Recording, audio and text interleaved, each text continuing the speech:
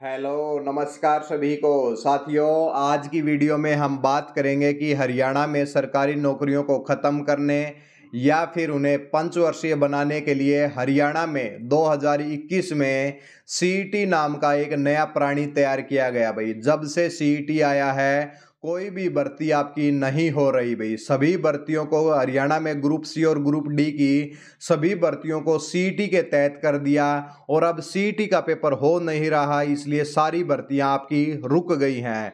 CET आगे आगे चल रहा है, भर्तियां पीछे पीछे चल रही हैं और स्टूडेंट उनके भी पीछे चल रहे हैं। भाई, यानी कि जॉब आपकी भाई आपको मिल नहीं रही जब तक आपका सीईटी नहीं होगा। सीईटी की पॉलिसी में लिखा गया था कि हर साल आपका सीईटी होगा, सीईटी में आप स्कोर को सुधार सकते हैं और सुधार करके भाई जितनी भी जो नौकरियां निकलेंगी उनके अंदर भाई आप अप्लाई कर सकते हैं। लेकिन सीईटी का क्या बना दिया भाई, 2021 में बोला था कि भाई हर साल सीईटी होगा, लेकिन ना तो 2021 में सीईटी होता है, ना आपका 2022 का जो लास्ट है वो नवंबर आ चुका है, लेकिन सीईटी अभी तक भाई आपका नहीं हुआ है। सीईटी की पॉलिसी की बात करें तो पॉलिसी में हजारों कमियां हैं भाई, जिनको सुधारने की जरूरत थी। सीईटी जब नया पोर्टल लेके आए तो क्या आपको सिलेबस से रिलेटेड बहुत अच्छा करना चाहिए था। इसके साथ में और भी कमियां हैं जो आज की वीडियो में हम आपको बताएंगे भाई। अब बात आती है कि क्या ये भर्तियां, जितनी भी भर्तियां हैं, क्या ये बिना सीईटी के तहत नहीं हो सकती थी? हो सकती थी भाई। देखा जाए तो उस टाइम पे जो भर्तियां इन्होंने रद्द की, ग्राम शिव पटवारी, कनाल पटवारी, कोऑपरेटिव सोसाइटी, ये सारी भर्तियां वहां पर हो सकती थी, लेकिन इन्होंने नौकरियां वो देनी ही नहीं थी। वास्तव में जो पोर्टल का मकसद था ग्रुप सी और ग्रुप डी की आपको को बहुत ज्यादा नौकरियां देना, लेकिन वास्तव में क्या बन के रह गया है कि कोई भी नौकरी ना देना, क्योंकि जब तक सीईटी नहीं होगा आगे आपकी भाई कोई नौकरी ही नहीं होगी। भाई, फिर आपका मेंस कराएंगे, यानी कि प्रोसेस है वो पंचवर्षीय बनाने की योजना चल रही है भाई। ठीक है, इससे अच्छा तो वही था कि भाई भर्तियां हो जाती, ग्राम शिव की हो जाती, फिर पटवारी की हो जाती, फिर कनाल पटवारी की हो जाती, फिर आपकी कोऑपरेटिव सोसाइटी की हो जाती, ताकि इसमें एक फायदा तो रहता कि ग्राम शिव के लिए कोई तैयारी नहीं कर पा रहा है वो पटवारी के लिए वहां पे बेस्ट करे, पटवारी में जिसका नहीं होता वो कनाल पटवारी में बेस्ट करे। यानी कि सीट तो एक ऐसा बना दिया कि इसको 5 साल में एक बार करवाने की सोच रहे हैं। और अगर 5 साल में आपने, अगर मान लिया कि ये 2022 के लास्ट में होता, मान लिया किसी स्टूडेंट का नहीं हुआ, तो अगला सीईटी कब होगा इसके बारे में किसी को पता ही नहीं है भाई। अगला सीईटी 1 साल में हो जाएगा, क्योंकि 1 साल में जब बोला गया है, 2 साल से तो अभी नहीं हो रहा, तो आगे कैसे होगा भाई। इसको लेकर भी इसके अंदर भाई दिक्कतें चल रही हैं। इसलिए भाई सरकार वैसे ही करवा देती, लेकिन सरकार की मंशा है कि भाई कहीं ना कहीं स्टूडेंट को बांध के रखे, पॉलिसी के अंदर बदलाव करती रहे और उसी के हिसाब से नौकरी ना दी जाए। इनको इस बात का पता नहीं चलता कि भाई स्टूडेंट हैं, तैयारी कर रहे हैं, क्योंकि अनपढ़ लोग तो बैठे ही हैं भाई सरकार के अंदर लगभग। उनको क्या पता, ना हमारे शिक्षा मंत्री पढ़े हुए हैं, ना मनोहर लाल खट्टर की कोई पढ़ाई है। ठीक है भाई, तो इसलिए क्या है कि इनको पढ़ाई के बारे में पता ही नहीं है। पढ़ाई का ये है कि जो भी स्टूडेंट पढ़ रहे हैं, तैयारी कर रहे हैं, तैयारी देखिए होती है 1 साल की, जैसे 6 महीने तैयारी होगी, अगले 6 महीने आपने छोड़ दी तो फिर आप बिल्कुल नील हो गए। पढ़ाई का तो यही रहता है, आप पढ़ते रहें, आप एक एग्जाम डेट दें, उस एग्जाम डेट के ऊपर पेपर कराएं, उस 6 महीने में वो स्टूडेंट कितना कर पाता है उसका आपने टैलेंट चेक कर लिया, उसी के हिसाब से आपने नौकरी दे दी। यानी कि 5 साल बंदा ग्रुप सी और ग्रुप डी के लिए तैयारी कर रहा है और फिर भी उसको एग्जाम डेट नहीं मिल रही भाई। ये है वास्तव में सीईटी भाई, ये है सीईटी की सच्चाई भाई। ठीक है, तो बहुत ही खराब सिस्टम है भाई, हरियाणा का सबसे खराब सिस्टम है, यूपी के अंदर लगातार हो रहा है और कहीं जगह कोई दिक्कत नहीं आ रही है, सीईटी या चाहे पैट हो चाहे कुछ भी हो, लेकिन हरियाणा के अंदर ये सब भाई सब नौकरियों को इकट्ठा करके 2023 में देना चाहते हैं ताकि इलेक्शन के अंदर फायदा हो सके। अब की बार तो घंटा इलेक्शन के अंदर फायदा होने वाला है इसको लेकर, क्योंकि युवा परेशान है, इतना जो लेट किया है उसका जवाब कहीं ना कहीं वो अपने आप दे देगा भाई। ठीक है, चलो भाई सीईटी की कमियां देख लेते हैं। कमियां ये हैं कि ना तो इन्होंने सिलेबस डिफाइन किया, पहली बात तो सिलेबस क्या डिफाइन किया है कि भाई ये आ जाएंगे, कितने नंबर का कौन सा सब्जेक्ट आएगा, कोई चीज डिफाइन नहीं है भाई, कुछ भी डिफाइन नहीं है। यानी कि पहले जो सिलेबस था सेम टू सेम अब की बार भी यही सीईटी का सिलेबस है, कोई बदलाव नहीं किया, इन्हें सीईटी पॉलिसी में कोई बदलाव नहीं किया। उसके लिए इन्होंने 6 से 7 महीने ले लिए।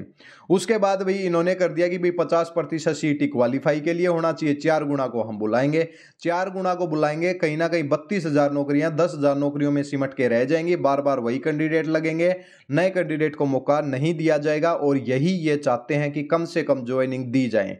तो इनकी ये बात भी सफल हो रही है। जो युवा इंतजार कर रहे हैं वो कहीं ना कहीं इसके अंदर भाई उनको नुकसान हो सकता है सीईटी से। भाई इसको 10 से 15 गुना, 20 गुना, 25 गुना या फिर 50% क्वालिफाई करना चाहिए था।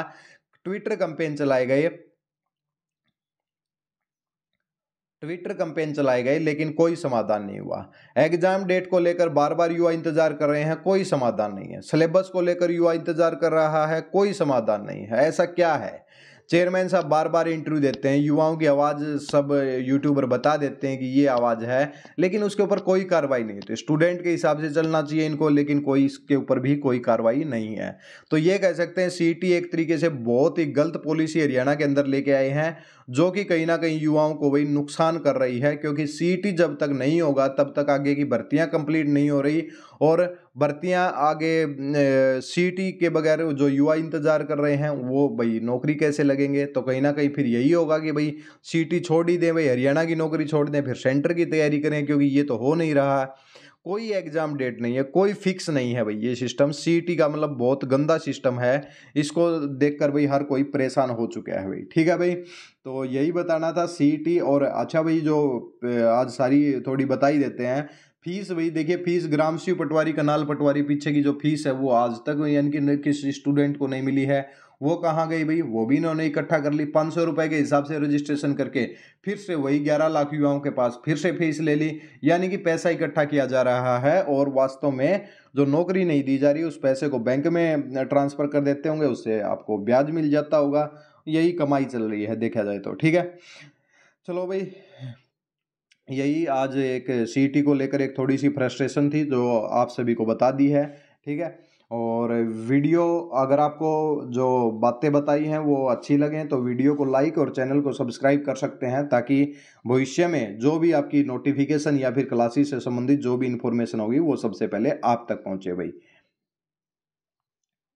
ठीक है, और इसके साथ में भाई, इसके साथ में और क्या है कि देखिए, सीईटी अगर नहीं करवाना, अगर ये बात आती है ना, सीईटी नहीं करवाना, आपकी एनटीए नहीं करवा रही, तो आप खुद भी करवा सकते हैं सीईटी को। खुद भी तो करवा सकते हैं सीईटी को। ये ऐसा जरूरी थोड़ी कि आज से पहले भाई एनटीए ने करवाया है। एनटीए तो करवा रहा है, ऐसी बात नहीं है एनटीए नहीं करवा रहा है। एनटीए करवा रहा है, आप नहीं करवा रहे। मेन दिक्कत यहाँ पे आ रही है, आप लोग नहीं करवाना चाह रहे। एनटीए को कोई दिक्कत नहीं, उसको तो पैसे दो, वो तो अपने आप करवा देगा। वो तो एक कंपनी टाइप है कि वो तो उसको पैसे मिलेंगे, वो आपका भाई एनटीए करवा देगा। देखिए झूठ कितनी चल रही है। चेयरमैन साहब कह रहे हैं कि 4 दिन में भाई वो महानिदेशक आ जाएंगे और उनसे मीटिंग है भाई। ये चेयरमैन साहब को भाई इस्तीफा दे देना चाहिए, जहां तक हमें लगता है कि क्या नाम है, इतनी झूठ एक हद तक टाइम तक झूठ चलती है, उसके बाद वो झूठ भी मतलब आपको फेक लगने लग जाती है। ठीक है, तो ये चेयरमैन साहब बहुत झूठे हो चुके हैं, हर बार बयान देते हैं। पहले तो चेयरमैन को सामने आके बयान ही नहीं देना चाहिए, पहली तो यही रहती है, बयान ही नहीं देना चाहिए। जब बयान देते हैं तो कोई ना कोई चीज़ अच्छी बात बताएं, ये नहीं कि युवाओं को गुमराह कर रहे हैं, वो एक गलत बात है। ठीक है, चलो इसी के साथ आज की वीडियो को समाप्त करते हैं और नेक्स्ट वीडियो में मिलते हैं। धन्यवाद।